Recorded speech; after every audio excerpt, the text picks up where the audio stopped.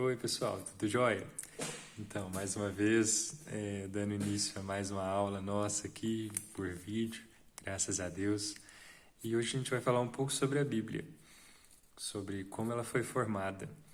A Bíblia, ela é uma junção de vários livros, ela não é um livro só. São 66 livros no total.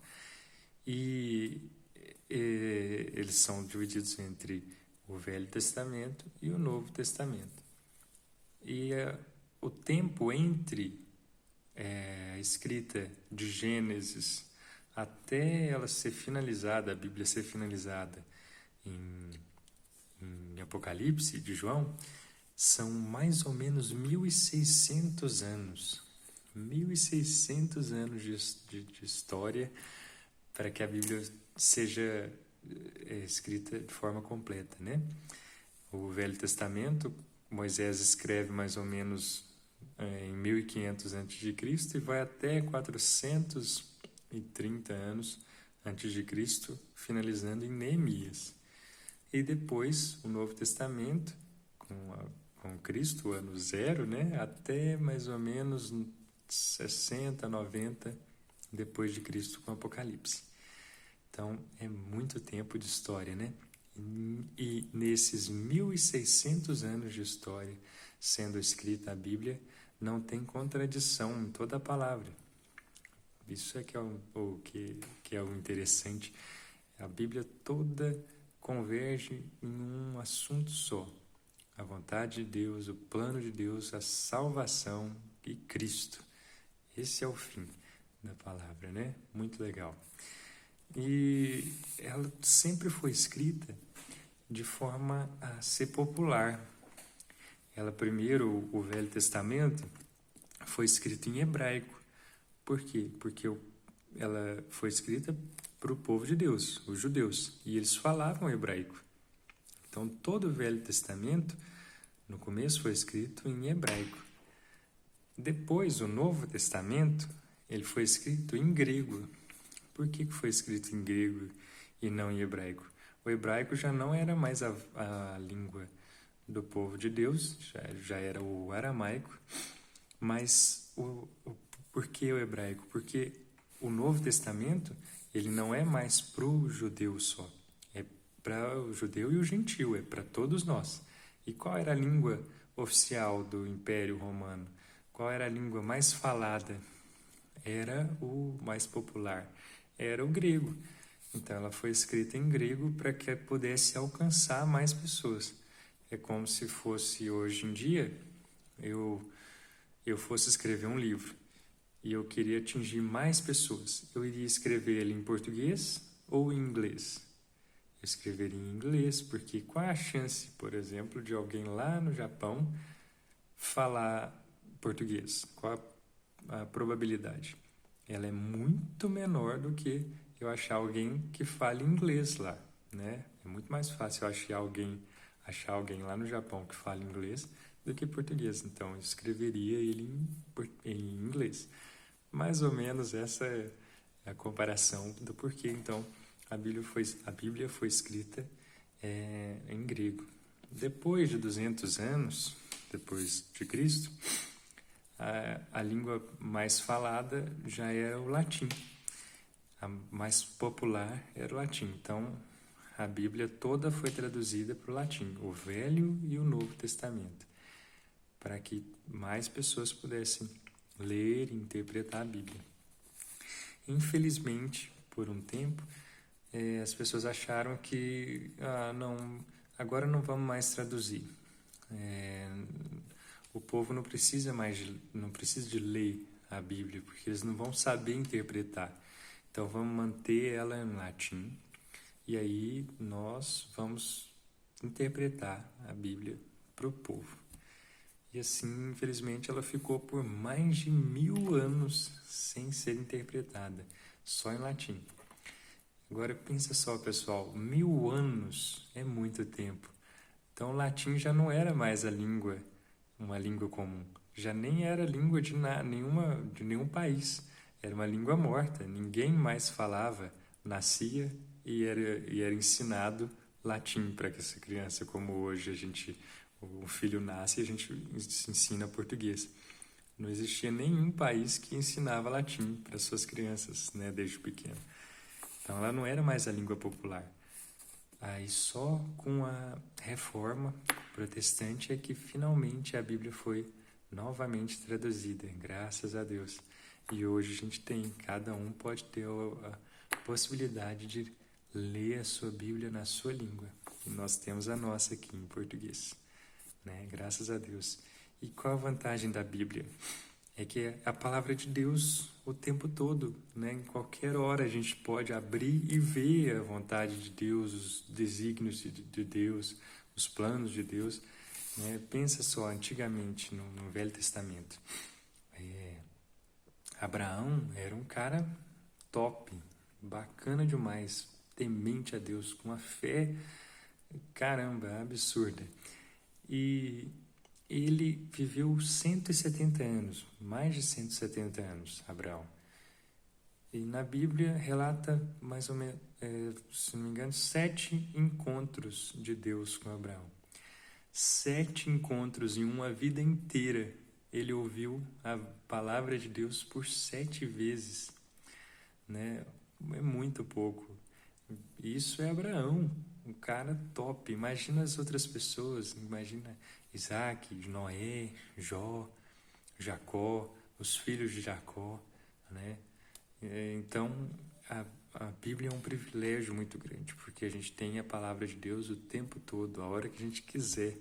É só abrir e ler, coisa que os patriarcas não tinham, né?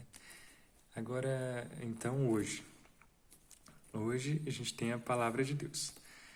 Mas, então, Deus não tem mais a necessidade de vir e falar com a gente, né? De aparecer um anjo e falar.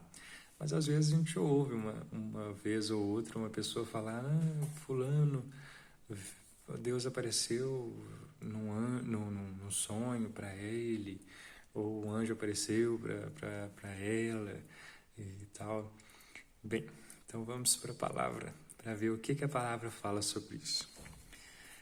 Lá em Gálatas, capítulo 1, versículo 8, fala assim: mas ainda que nós, ou mesmo um anjo vindo do céu, vos pregue evangelho que vá além do que vos temos pregado, seja anátema.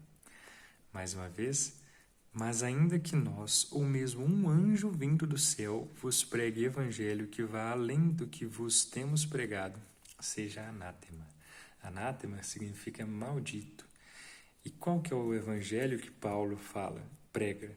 Paulo pregava o evangelho que é a palavra de Deus. Então, se alguém vier falar alguma coisa fora da palavra de Deus, mesmo que seja um anjo, que seja maldito, não vem de Deus. Então não tem mais a necessidade de nada fora da palavra. A palavra tá dizendo tudo, né? Mas se acontecer de alguém chegar e falar: olha, apareceu um anjo que me falou alguma coisa e tal, e ela está falando contra a Bíblia, ou vem alguém e fala: olha, eu preciso falar lá na igreja porque Deus me falou alguma coisa e instituiu um novo culto, isso não tem nada a ver com a palavra, né? Então está totalmente contra a Bíblia, que é o que a gente tem hoje, a palavra de Deus. Pois bem, quando eu era criança, mais ou menos a idade de vocês, eu ouvia muitas pregações de missionários vindo do campo, né? Os caras iam lá para a África, ou então ia lá para o interiorzão do Brasil, lá na Amazônia e tal, e chegavam contando testemunhos magníficos de mover de Deus, de Deus mostrar alguma coisa, aparecer e fazer alguma coisa e tal. E eu ouvia aquilo e falava: nossa, eu gostaria muito que isso acontecesse comigo, né? Eu gostaria de ver esse mover de Deus, um aparecimento de um anjo que apareceu lá e mudou tudo. E para contar uma história, por exemplo, esse não era da minha infância, mas eu li quando era pequeno. Um missionário na época da União Soviética, lá na Rússia, era proibido pregar, então não podia entrar a Bíblia. E aí esse missionário pegava, colocava dentro do carro, enchia o carro de Bíblias e contrabandeava a Bíblia. E aí, se ele fosse pego com uma Bíblia, ele ia ser morto. Mas numa dessas, ele estava indo e uma blitz pegou ele, de soldados, né, da União Soviética. E aí os caras falaram, abre o porta-mala. Aí ele pensou, Deus, amém, né? Seja feita a sua vontade. E ele abriu, estava cheinho de Bíblia. Quando ele abriu, o cara olhou assim e falou, você está levando essas verduras para onde? Não tinha verdura nenhuma, era só Bíblia. E o cara foi e falou, tô indo para a cidade tal. Aí o cara, então vai antes que perca as verduras. E ele entrou dentro do carro e foi embora. Olha que coisa magnífica, né? Então eu ouvia isso e eu ficava, Deus, todo dia eu orava, Deus, eu quero isso, eu quero que o Senhor me mostre me mostre uma coisa espetacular desse tipo, que um anjo apareça aqui, que alguma coisa espetacular aconteça. Nessas minhas orações, o que aconteceu? Deus respondeu?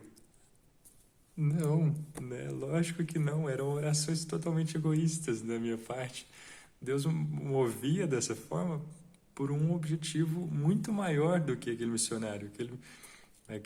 Aquelas coisas aconteciam não por causa do missionário, mas pela pregação, né? Para que a pregação atingisse mais pessoas.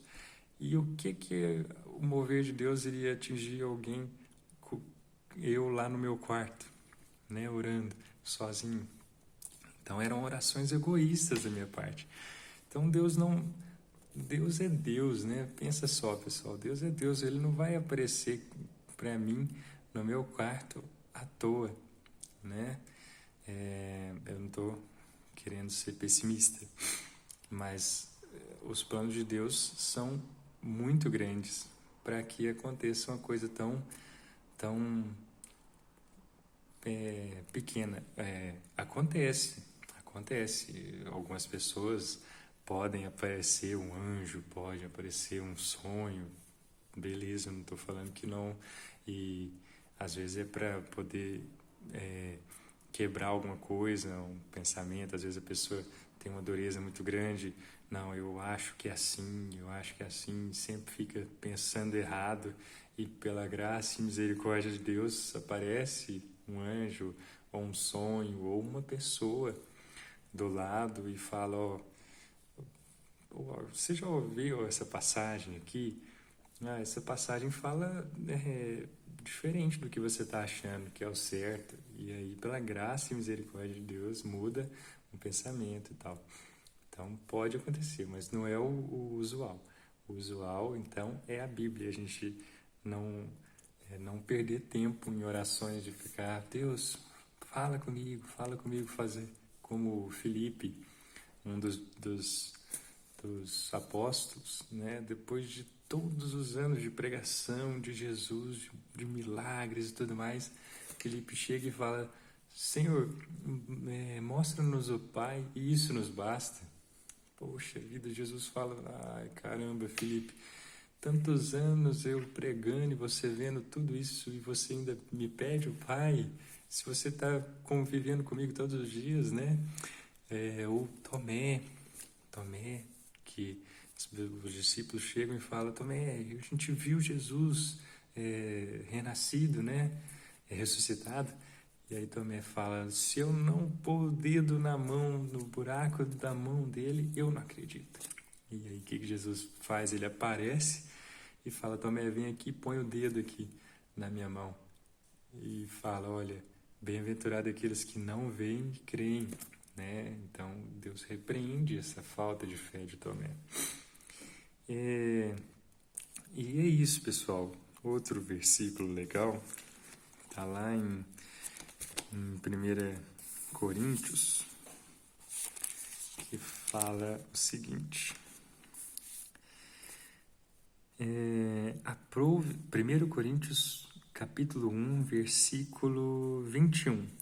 Na metade dele fala: aprove a Deus salvar os que creem pela loucura da pregação. Aprove a Deus salvar os que creem pela loucura da pregação. E continuando, porque tanto os judeus pedem sinais, olha que legal, como os gregos buscam sabedoria. Então as pessoas pedem, não, Deus, me mostra um sinal, ou então me dá mais sabedoria. Mas nós pregamos Cristo crucificado, Paulo falando. Mas nós pregamos Cristo crucificado, escândalo para os judeus e loucura para os gentios. É isso, pessoal. Então, para nós, aprove a pregação. A salvação, ela vem pela loucura da pregação. E a pregação é a palavra de Deus. E aqui em 2 Timóteo também, 2 Timóteo capítulo 3, o versículo 16 e 17, que a gente já decorou, inclusive, fala: toda a escritura é inspirada por Deus e útil para o ensino, para a repreensão, para a correção, para a educação na justiça, a fim de que o homem de Deus seja perfeito e perfeitamente habilitado para toda boa obra. Então, essa é a palavra, esse é o intuito da palavra, para nos fazer crescer, né? E para nos fazer perfeitos de Deus. Então, pessoal, extrapolei bastante o tempo, desculpa, mas em cima da última aula que a gente teve no domingo, a Laila comentou um pouco sobre a Bíblia, e aí eu achei por bem a gente falar um pouco sobre isso, sobre a Bíblia. Espero que tenha sido claro. Qualquer coisa, mandem um retorno, e que Deus abençoe muito cada um de vocês. Grande abraço.